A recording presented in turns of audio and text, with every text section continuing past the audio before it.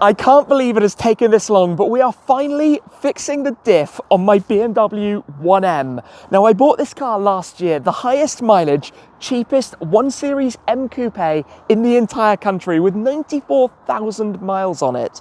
Now, the good thing is it had only had one owner from new, but of course we took it for an inspection at Evolve, popped it up on the ramps, and were kind of fearing the worst, except it turned out to have been really quite well looked after. So from there, full service with liquid moly to try and figure everything out, aware that the diff was causing some clunking and a few issues. Well, they haven't gone away.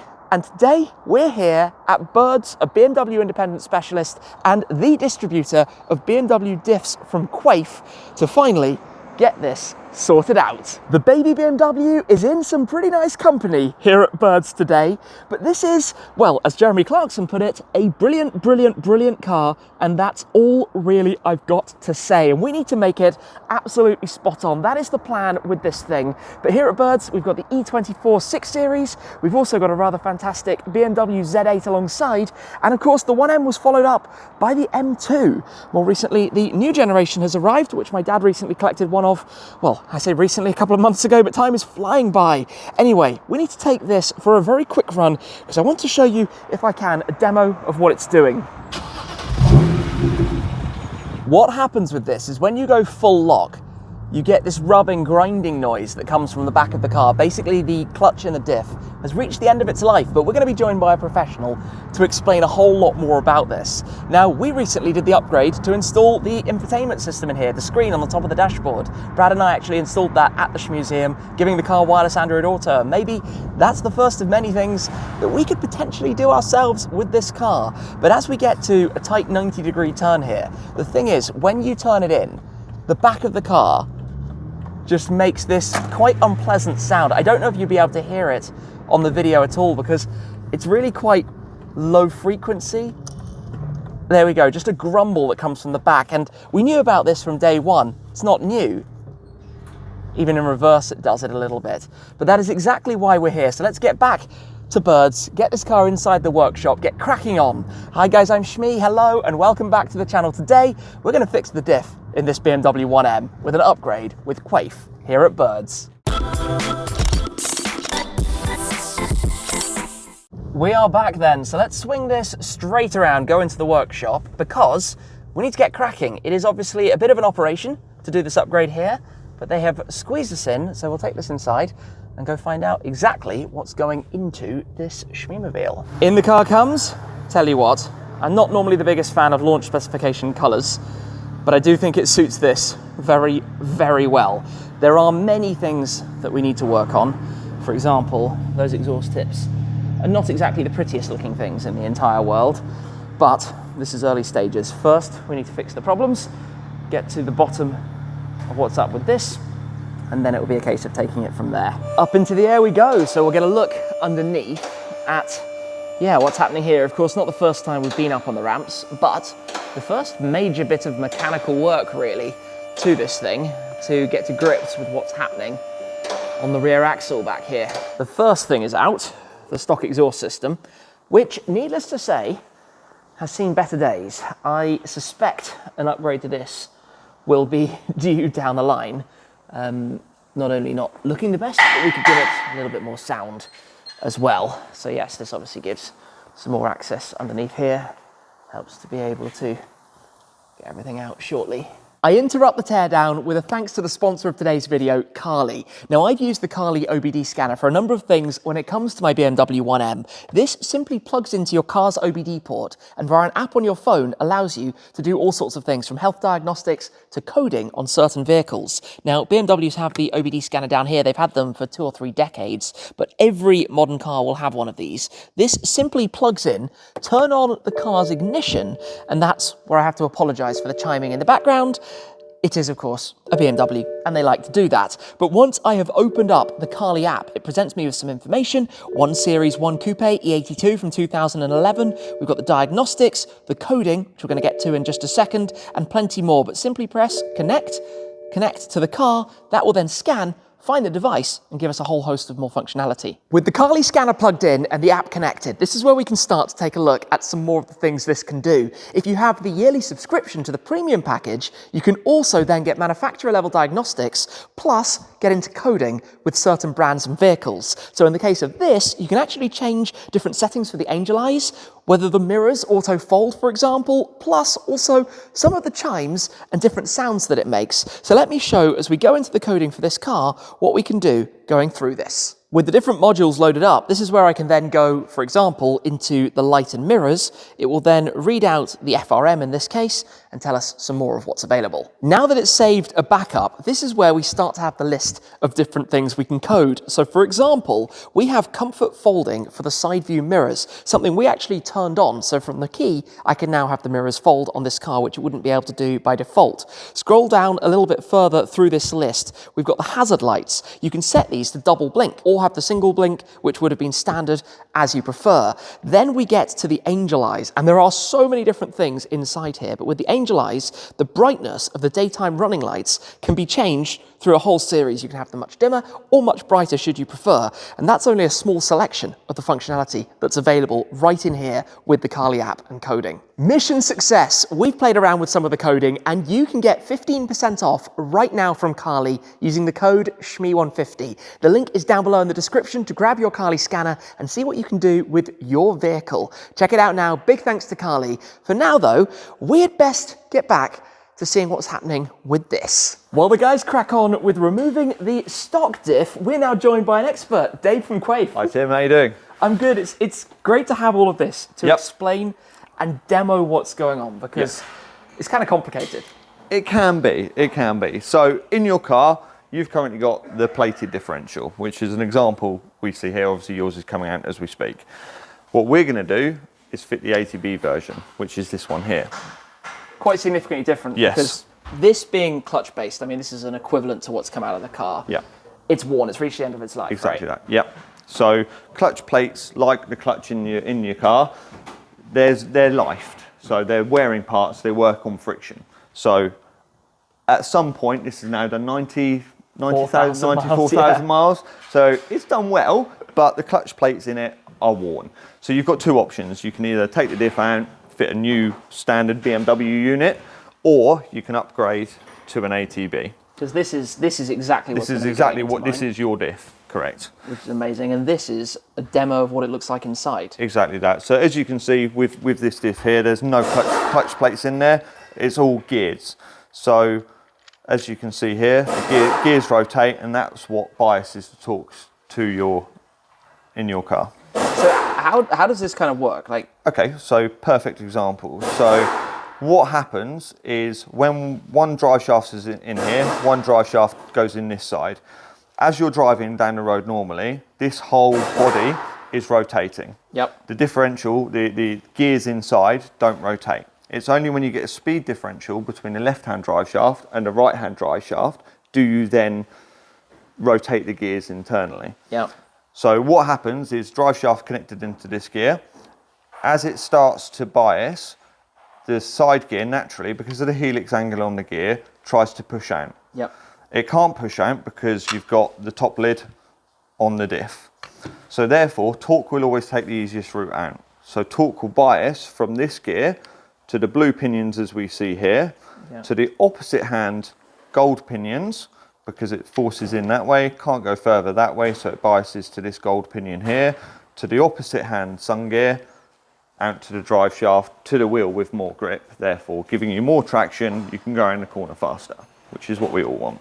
Because effectively in the standard system, it's kind of equal to both wheels. Exactly that. A plate diff will lock 50-50, that's all you're going to get, whereas the ATB can actually bias more like 65-70% of the power to the wheel with the most grip.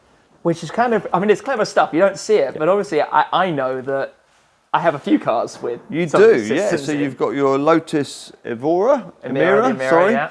and your Clio V6 that obviously you've restored that has a Quaife diff. Which is pretty epic. And obviously there's a lot of testing and things that goes into all of these. And the number of these types of things you're producing? And so around 20,000 a year, depending on OEs, because obviously we supply to a lot of OEMs, Lotus, who we've just said, Ford, Nismo. We've supplied to a lot of various different OEMs. However, aftermarket people like Birds who take a lot of differentials off us each month. And they're responsible for the BMW installations? Yeah, all BMW and Mercedes are completed through Birds. Ah, okay, cool. So the stock one comes out. Yes. Takes a couple of hours, I think, to do the full swap over. And then this is going to be going in. Yes, so there's a little bit of a process to that as well. You've got some diff units there. We've actually got to strip the whole diff unit down. Standard differential comes out. Crown wheel gets swapped over. New bearings, back in, all fresh, seals, new oil, and away you go. And it's lifetime? Lifetime guarantee. That's kind of crazy. Lifetime guarantee. We're that confident, and funnily enough, that's even in motorsport use. So if you've got a track car, if you've got a full-blown race car, we will warranty it for life in track use as well. Wow. Which not many people do. No, that's epic. There's not many people really that will give you a epic. warranty And at motorsport. It doesn't need the same maintenance looking after. Correct. There's no special oils. You use the same oil that BMW recommend for the diff. There's no special friction modifiers, anything like that. Because it's gears, there's no clutch plates that wear out, so there's no need to service and maintain it. It is what we call a fit and forget diff. Right, got it. Just in it goes. And in it goes. And you know, the cost of installing an ATB into a car, or any plate diff into the car, there are cheaper brands out there that, you know, you might save a couple of £100 buying their product, but you know, this is something you only want to do once. Yep. You want to make sure that what you're doing now, you only ever have to do once. You only have to pay for it once. So that's why we're that confident. Lifetime guarantee. Yeah, we've been doing these since the 60s, I think. Yeah, so safe to say a fair while. Yeah, a fair while. And obviously, all of the tests that we've done with OEMs, you know, we've never had a failure with an OEM diff. All the testing, they do lifetime tests on the vehicles, so we're pretty confident. Mega, and in not too long, it'll be in there. We'll see a little bit more of this process and get ready to hit the road. I've got to say, the removal process happens probably quicker than I expected. Lowered down, obviously, this is where the right tools massively help. Then disconnect it, ready to take it over to work on the internals. Always quite interesting to see and understand a little bit about how all of this works, and how this is going to come out. And just like that, disconnected from the drive shafts, lowered down, ready to be taken over to be rebuilt. There we go. We're here with James from Birds. Hi. To explain what's happening here. Yeah, so we got the final drive off the car now. This is the original limited slip diff that we're going to take out and replace with the Quaife ATB. Before we disassemble it, we need to do a couple of checks. We need to check the crown wheel to pinion backlash to make sure that's all within spec. And also the contact pattern between the crown wheel and the pinion gear, which you can't see, just to make sure that it is meshing in the right position now. And then when we can put the Quaife in, we can check it again and make sure that it's in the same position. And that's quite important, because if you don't mesh it in the same position, it can create whining, excessive wear, that sort of thing. And it's quite interesting, because obviously in here you can see the clutch plates from before, and that's the crown wheel. That is, yeah. So that's the pinion gear, so it'll look like that inside of the housing. And that's what the crown wheel meshes with. Right, okay. So we've now got the original limited slip diff out of the housing, completely disassembled from the crown wheel. Got the different shims and flanges and bits and pieces that have had to come out to get the core out. Next step will be to mount the crown wheel to the Quaife ATB, install a new pair of output bearings on the Quaife, and reassemble. Meanwhile, back over at the car, we're taking a look underneath, talking about what needs to be done with Brad, plus some of the modifications and maybe for the future. Of course, starting with the diff, we knew that was going to be needed. That had to come out, and obviously that's what we're cracking on with. But then it's going to come to cleaning. You know, do we dry ice it to tidy up some of the areas underneath, or perhaps just a steam clean, but basically prevent this getting any worse in the future, because there are also a few other little things around, just areas that you can see and spot, and clearly we need to look after those before they start to become a problem. But then tyres, these are pretty old. They're date stamped back from 2016 at the rear, so we need to do something with that. Plus the wheels themselves could kind of do with a refresh. So a visit to Whoops, maybe we change the colour of them. Brad deciding that perhaps pink could be a good idea. I'm not entirely sure we're going to be going with pink, but we'll certainly look at those. And also inside, obviously the brakes. Now, not exactly the best looking calipers on the 1M. Maybe we can do something with the brakes, but in terms of overall ride height and suspension, we're in the UK, we have our B roads, don't really want to do too much, don't want it to be slammed right down to the ground. I want it to be the OEM plus style, that's the idea behind it. Obviously, there are some bits of bodywork that could do with being touched up. That's an obvious this thing, one. I mean, I don't think we need to say anything that, obviously the tips could do with the tidy up as a basis There's not on really this. much point. But what's the point if we can just remove the clamps there and hopefully find a back box system that looks and sounds great? Yeah, so I think we will, exhaust will be high on the priority list. So at the moment, it's a lot of those little cosmetic things, maybe a few cosmetic exterior things. And like interior? I wouldn't mind some carbon mirror caps or something like that. That'd be cool. Just carbon bits, interior stuff, because I'm sure Interior there's for sure. endless retrimming, whatever it might be. Steering wheel 100% needs either replacing or retrimming. Yes. And seats is something to look at as well. Just generally tidy it up. I mean, we just made a list and it's just going longer and longer and growing and growing and growing. I don't want to make it silly powerful, so we're not really going to be doing massive stuff on the engine. There's no question that like a lightweight flywheel would be wonderful.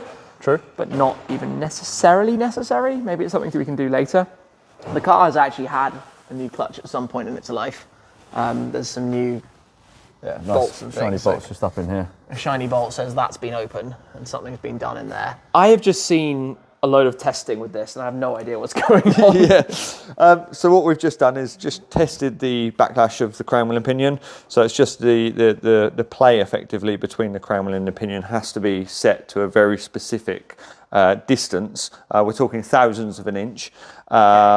We just need to make sure that that's set correctly so we don't get any whining between the crown wheel and pinion, or alternatively, if it's too loose, it would clunk and also cause premature wear.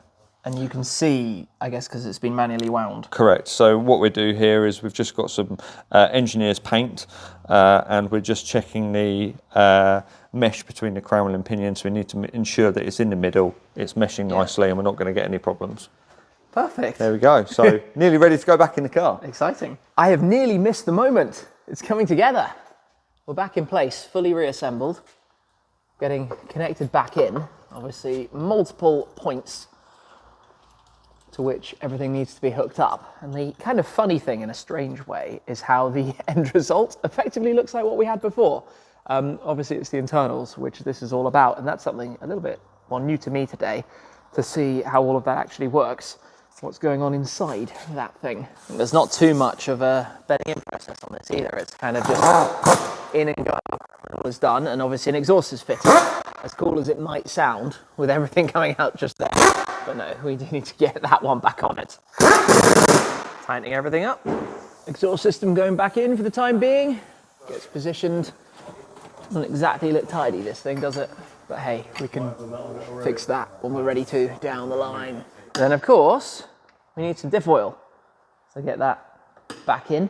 It is time to bring this back down. And needless to say, I'm looking forward to taking it for a little spin. However, before that, the guys here will take it for a quick run just to check over everything, make sure they're feeling like it's all good and sounding and feeling right. And then we're going to get out on the road and see if it does the same behavior that we had earlier or if all is well. But of course, new diff, totally new setup. We should be ready to have some fun with this. So yeah, get it back down and get ready to go out for some fun. Nice cold start there. Right, we'll watch it out. Rolling out then. Now, of course, this is one of only, I believe, 3 colors that you could have for the 1M originally. But I tell you what, when you see it from this angle, it looks amazing. Maybe headlights are something we could look into. And in fact, with the sunshine out on that color, it looks awesome. So this is going to be the moment of truth. We're going to find out what the feedback is, but I have high hopes that it's going to be all good news when this is back in a moment from its road test run. The car is back and we have heard positive things. Now, of course, I've never driven this BMW 1M without a dodgy diff. I don't know how my car actually should drive, but I do know how a standard 1M drives, and we're going to go and try. It's the worst time of day possible to go and enjoy a test drive, but we'll go and take it out, take it for a little run, and go see what this is like. Right, start this up. Ooh, no clunking when turning. That's progress already. So, wait for the traffic light to change. Let's go drive. So this is exactly where it would clunk. Cold car, and it's not doing it.